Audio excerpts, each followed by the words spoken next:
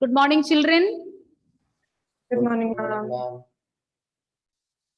We were learning about the different types of organelles found in eukaryotic cells. And in our previous class, we discussed about mitochondria, plastids, mitochondria and plastids. So one of you quickly summarize the points we discussed about mitochondria. Nevin, Right. you were absent, no? A few classes. Network issues. What happened, Nevin? Network issues for a week. Like classes used to be like really bad.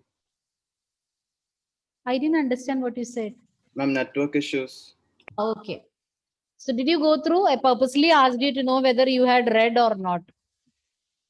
Have you revised? Very good. Then you will keep it aside. Those days which you are absent, what you will do with those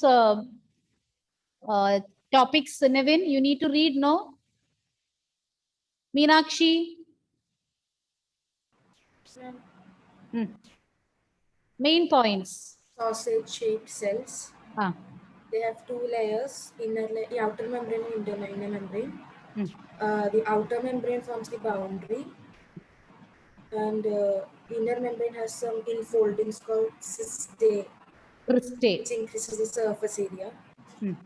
Uh, Their function? they are the powerhouse of the cell, because they produce ATP molecules for energy. To carry out different activities taking place within the cell. Then plastids, we learned about plastids, and plastids are found only in plant cells. So mainly there are three types of plastids. Malavika, which are the three types of plastids? Chloroplast, Hmm. chromoplast, and leucoplast.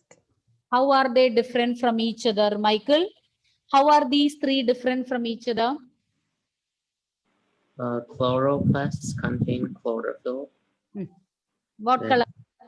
a green color. Hmm. And chromoplasts are red in color. Always red, yellow, orange, or Red or orange. And leucoplasts are white. Okay.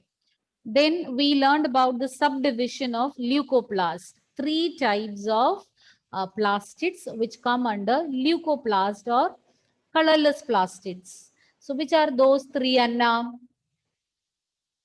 Amyloplast, eleoplast, eleuroplast. How are they different? Amylo, With it. In terms of storage, these three types of plastids are different. So tell me what all substances are stored in these different plastids? Amyloplast stores starch, Hmm. eleoplast stores fats, Hmm. and aleuroplast stores proteins. Okay. So we'll continue. Nobody is having doubts, no? Yes or no? no, ma'am. Okay.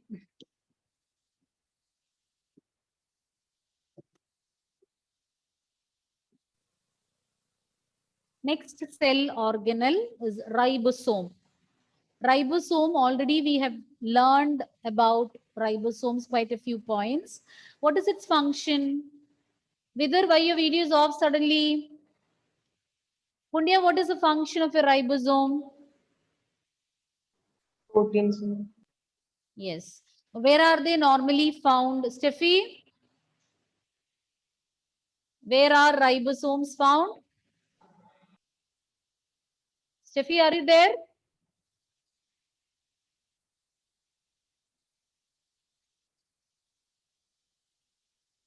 Steffi? Donna? Donna?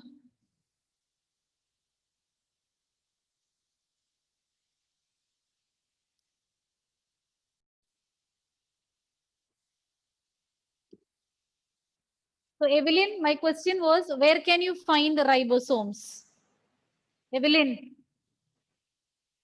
where do you We can find find them on Yes?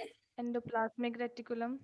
attached to the endoplasmic reticulum, or you can see them freely scattered in the cytoplasm. And these are granular structures, and they were first observed by George Palade as dense particles under an electron microscope. So these were observed for the first time by George Palade, and he observed that these were resembling some dense particles. So some dense particles, when he saw it under he felt that these are very heavy or dense particles, very thickly arranged particles under an electron microscope. And these are composed of RNA and proteins, not surrounded by any membrane. That is very important feature of ribosomes. If it is asked, name an organelle which is not bound by membrane. Normally in eukaryotes, all the organelles are membrane bound, but ribosome is an exemption. So here there are no covering. Membrane covering is not found in ribosomes. Prokaryotic cells have got 70 as ribosomes, whereas those in eukaryotes are 80s. So the difference also, I think you know, this S is the sedimentation coefficient or Swedberg coefficient, depends upon the rate at which it gets sedimented. So prokaryotic cells 70 as ribosomes and eukaryotic cells 80 as ribosome. S stands for the sedimentation coefficient, and it is related to the density and indirect measure of density and size.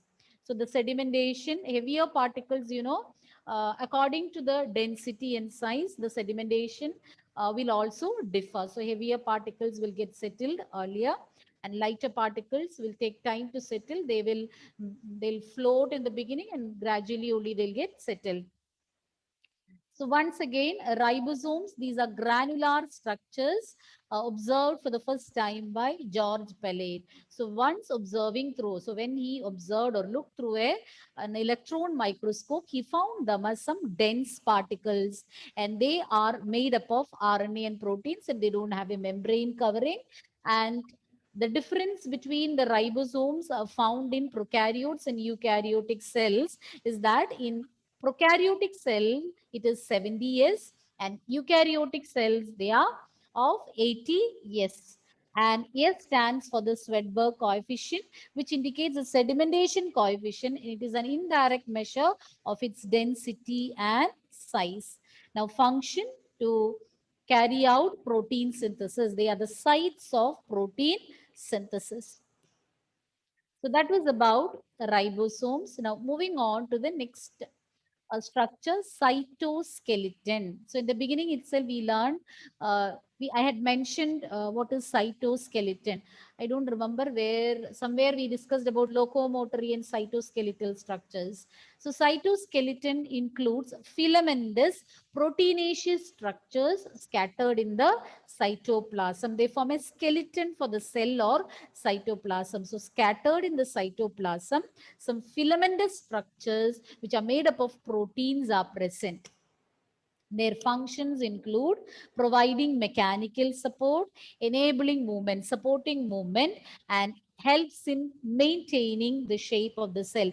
Just like the skeleton in our body gives us the shape, allows us to move, same way cytoskeleton also promotes movement, maintains the shape, and provides mechanical support. Mechanical support, motility, ability to move, then maintaining the shape. So they will enable the cell to move, provide support, and also maintains the shape of the cell. Cilia and flagella. You know, these two are locomotory structures found in organisms. So the main difference between cilia and flagella, the basic differences. Cilia, they will be smaller in size. They are more in number. Flagella, less in number, but they'll be longer than cilia. Cilia and flagella. Cilium and flagellum are singular. Cilia and flagella are plural. So cilia, usually when they are found, they are hair-like structures. Many will be present, and their size will be small, or length will be small. Whereas flagellum, Flagella, they are less in number, but they are longer. These are hair-like structures or outgrowths of the plasma membrane. They arise from the plasma membrane or cell membrane. Cilia are small structures. They work like pores and help in motility. So one organism, one typical example where you can find cilia is paramecium. Are you remembering the picture of a paramecium? So paramecium, somewhat, you call it a slipper animalcule. It's having the shape of a slipper, sole of a slipper. So arising from them, you can see minute hair-like structures. So these are known as cilia. And cilia will beat like the oars of a boat. Just like the oars of a boat move, they also will beat, enabling the organism to move forward or helping in its locomotion. Then flagella, they are longer and fewer in number than cilia. So when you compare with cilia, they are longer and less in number than that of cilia. So both of them mainly they help in locomotion. They also help in the capturing food particles in some organisms. So cilia and flagella, these are outgrowths, hair-like outgrowths arising from the cell membrane or plasma membrane. Cilia, they are smaller in size and they are more in number. They beat like the oars of a boat, enabling the movement of the organism, whereas flagella, they are longer and less in number than cilia. Now, the internal structure of both cilia and flagella. So, this figure with the diagram, it can be asked as an essay question or 3 marks question. So, you need to learn to draw these diagrams. Cilia and flagella, both of them are covered by a plasma membrane. So, they are bound or covered by a plasma membrane. Then, axoneme is the core which contains microtubules running parallel to the long axis. So they have a core which is made up of several. What you see is a picture of axoneme.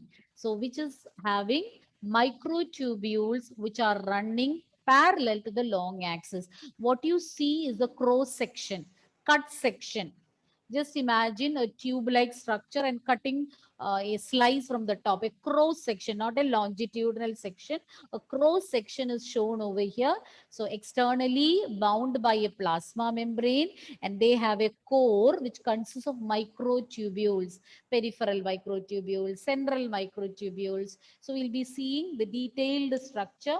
The axoneme, now, when I am explaining, you can see, you can compare with the figure given. The axoneme is having 9 pairs of doublets.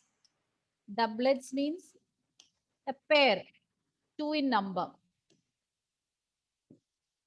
So, axonemes have 9 pairs of doublets of radially arranged peripheral microtubules and 1 pair of central microtubules. So what you see in the figure is axoneme. And here you can find peripheral microtubules, peripheral doublets. So these are the peripheral doublets. So dark blue and light blue. So how many are there? 1, 2, 3, 4, 5, 6, 7, 8, 9. 18 are in number, but they are in 9 pairs. So 9 pairs of doublets coming in a group. You can see both these are joined together. 9 pairs of doublets, and these are radially arranged. As you can see in the figure, they are radially arranged peripheral. They are on the periphery, arranged in the border. And you can see 2 in the center, a pair of microtubules in the center, and 9 pairs of doublets of radially arranged peripheral microtubules. 9 pairs of doublets of peripheral microtubules which are radially arranged. One is centrally arranged and 9 of them, 9 pairs are arranged in the periphery. And this arrangement is known as 9 plus 2 array. Array means arrangement. 9 plus 2 array or arrangement. So what is this? Simply sometimes I can ask, briefly explain 9 plus 2 array found in cilia and flagella.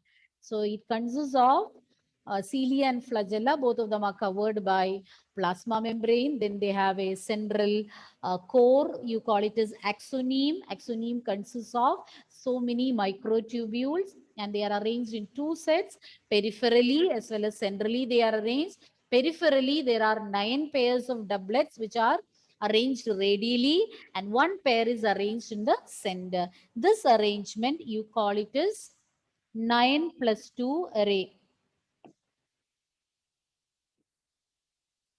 Central tubules are connected together by means of bridges.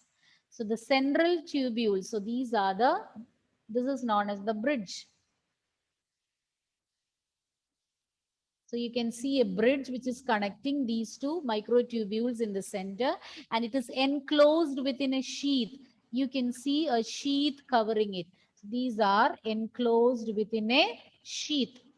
Whereas connecting one of the tubules of each of the 9 peripheral microtubules, some radial spokes are there. So these are the radial spokes. Okay, and this is connecting it. This is the central sheath. That red color what you see is a central sheath. So with the help of radial spokes, one of the 9, so we have 9 doublets. So out of that, one of them, see here 2 are there, only from one you can see the radial spoke. So from one of these microtubules, radial spokes arise, which is connecting it with the central sheath. I'll repeat once again. Central tubules, the 2 tubules in the center are interconnected by means of a bridge. A bridge is there to connect the 2 tubules in the center, and they are enclosed in a central sheath. What you see in red color, that is the central sheath. And one light blue and one dark blue central tubules. The color is just to distinguish it properly. And one green band you can see connecting these two in the center, that is known as bridge. So that bridge is connecting these two microtubules in the center. Then these 9 doublets in the periphery, arising from one of these, one from each pair. So 9 pairs are there, arising from one of the microtubule in each pair. You can see a radially extended spoke or radial projection, which will be connecting it to the central sheath. And lingers interconnect the peripheral doublets. So there are these lingers, some lingers are there, some green color structure. You can find interconnecting the peripheral doublets. So these are also interconnected by means of some linkers. You call them as linkers. So bridge will be connecting the 2 central microtubules enclosed within a central sheath. Then there are 9 pairs of peripheral microtubules, and arising from one of the microtubules in each pair, you can see a radial spoke, and this radial spoke will be connecting the microtubules to the central sheath. And the 9 pairs of peripheral microtubules are interconnected by means of lingers. Any doubt? And apart from these, you can see some structures like this. Wait a minute.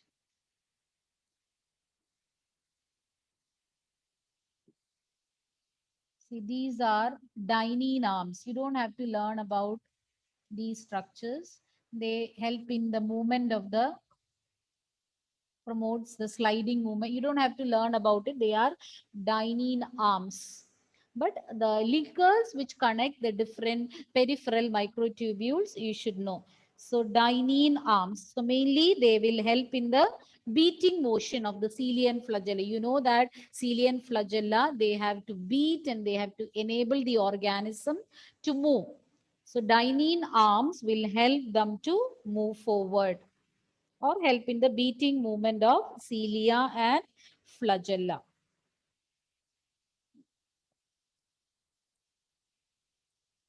Dynein arms.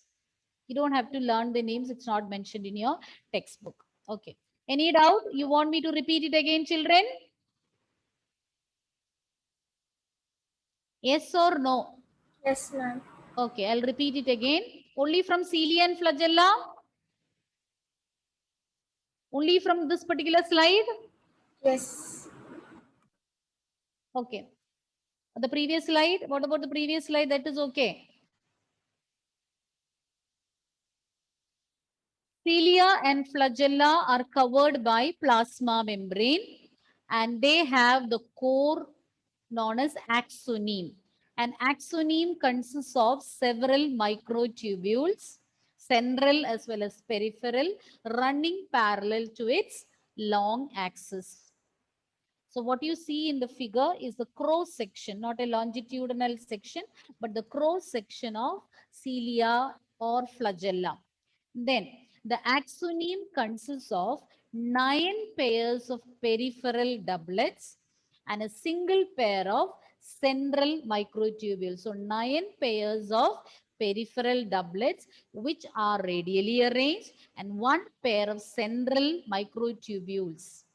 Okay, just 1 pair in the center and 9 pair in the periphery which are radially arranged, and you call this arrangement as 9+2 array.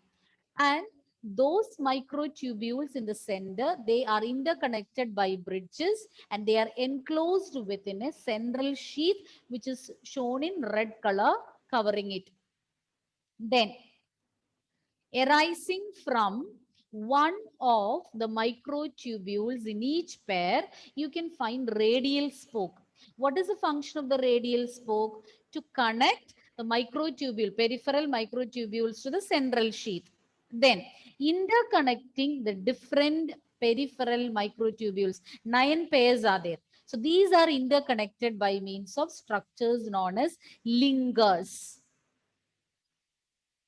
Then apart from that, there are some projections in between the peripheral microtubules. Those are known as dynein arms. It's not mentioned in your textbook. They help in the beating movement of cilia and flagella.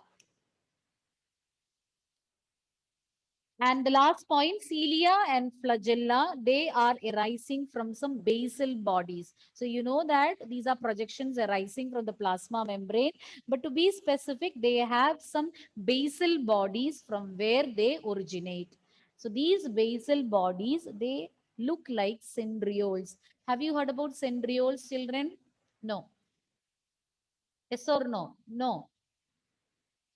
See, yes or no, you can respond whether it is yes or no. Otherwise, how will I know you people are there on the other side and you're listening?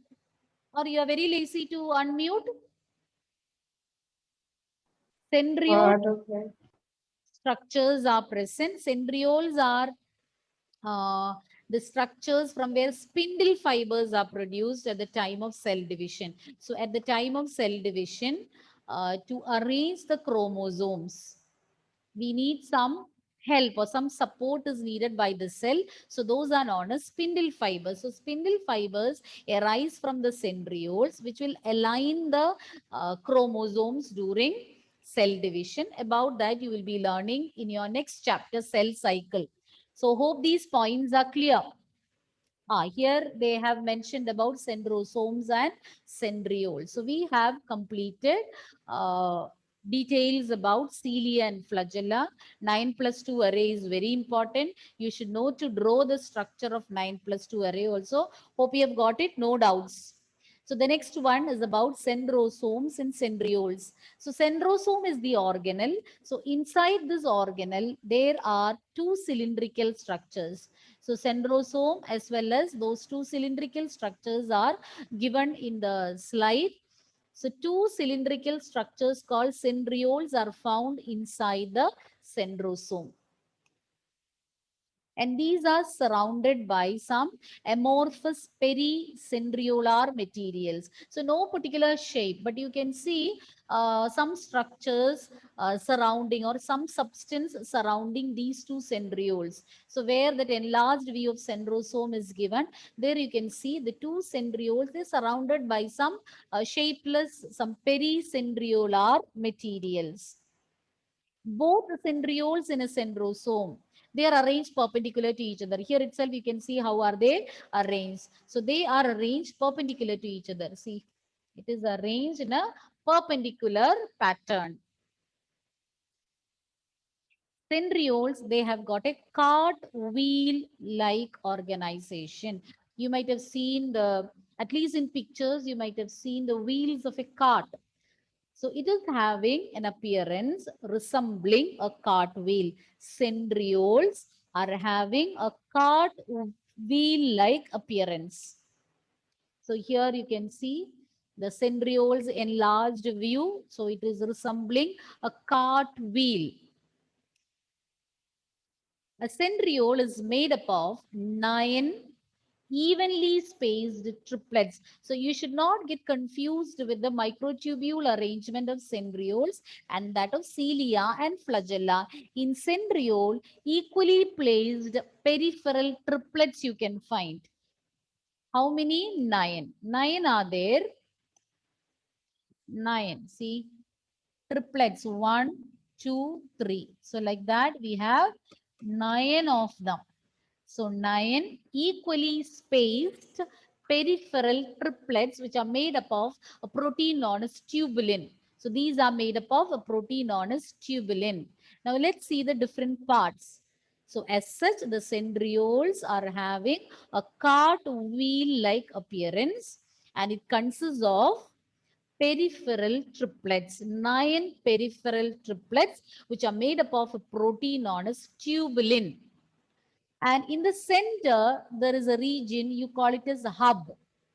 This portion, you call it as a hub. The proteinaceous central part of the proximal region of the centriole is known as hub. What is the hub? So in the center, you can see a proteinaceous part or a region which is made up of protein in the center of these arrangements. So that is known as hub.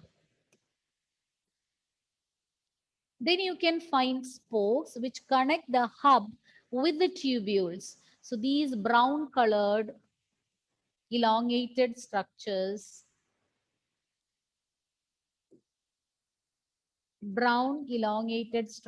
those are the spokes which connects the tubules or these tubules present in the peripheral triplet with that of the hub. So once again, I'll repeat the points. So we discussed just now about centrosomes and centrioles. How are centrosomes and centrioles connected? It is inside the organelle centrosome that we have structures known as centrioles. Centrioles are placed inside the centrosome.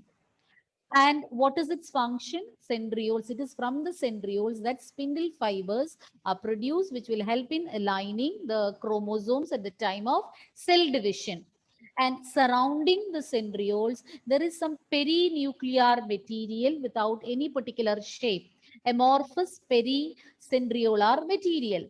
And both these centrioles, so two centrioles are found in each centrosome and they are arranged perpendicular to each other. And if you check these centrioles, you can find that in terms of cross section, if you see, it's resembling a cartwheel. And this cartwheel structure is formed of microtubules. They are having 9 peripheral microtubules, 9 triplets. So altogether 27, 9 into 3, 27 microtubules are present. So they form triplets. 9 sets, each containing 3 microtubules, and these are made up of tubulin protein. And in the center, there is a proteinaceous part, you call it as a hub. And the hub is connected with these microtubules, peripheral microtubules, with the help of structures known as spokes. Functions Centriole forms the basal body of cilia and flagella, and they also form the spindle fibers which give rise to the spindle apparatus during cell division in animal cells. So centrioles are absent in plant cells. They have other methods of producing spindle fibers, but centriole and centrosomes are absent in plant cells. They are found only in animal cells, but in plants also spindle fibers are produced, but using a different process. So the functions include, they form a basal body. So when we discussed about cilia and flagella, we had mentioned that they are having a basal, they arise from a basal body. So it is forming, centriole forms a basal body in cilia and flagella. The second function is that it is from these centrioles that fibers known as spindle fibers arise, which will give rise to the spindle apparatus, or they will help in aligning the chromosomes at the time of cell division. Any doubt? We learned about cytoskeleton, cilia, flagella, centrosomes, and centrioles. What is 9 plus 2 array, Lydia? Where can you find 9 plus 2 array? Ma'am, one is at the center. Can you find? Where do you find? In which structure do you find this arrangement? Malavika, Axoneme. louder. Axoneme. Where, in which structure you can find it? Cilia. Cilia and flagella. Flagella. Where, Lydia? Where do you find them? Cilia and flagella. Flagella. And now you can explain. Naureen? The axoneme is the core which contains microtubules running parallel to the long axis, Yes. and the axoneme has 9 pairs of doublets of radially arranged peripheral microtubules and 1 pair of central microtubules. Okay. Evelyn, continue. Central tubules are connected to each other by means of a bridge. And these are enclosed in the central Central sheath. in Central sheath. central sheath. Then what is next, Sania? Central sheath is connected to it by a radial spoke. Repeat once again. A radial spokes connect the central sheath and the 9 pair of radially arranged. So the central sheath is connected to the one of the microtubules of the peripheral doublet by means of radial spokes. And how are these different peripheral doublets connected, interconnected? Sania, what connects the peripheral doublets? Linkers. Linkers connect the peripheral doublets. So we'll continue next period. So please do revise and come next period. You have a gap in between, no? Before the next period? Yes or no? Yes, ma'am. Okay. Thank you, children.